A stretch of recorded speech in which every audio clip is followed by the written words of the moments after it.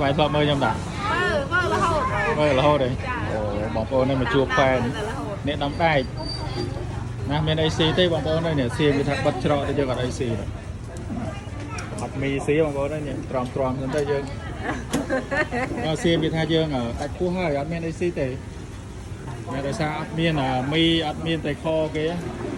แล้วเมียตรอมพอหรือว่าตัวนั้นซ้ำได้ยังงวยมากเนี่ย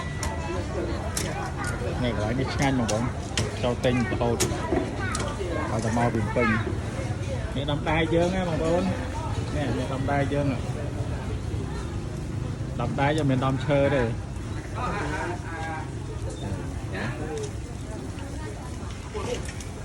ขนมครับ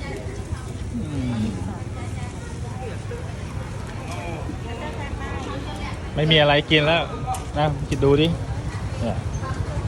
ไม่มีอะไรกินอ่ะไม่มีมาม่าจากประเทศไทยนี่ก็เนี่ยกินอันนี้ประทังชีวิตไปก่อนนะ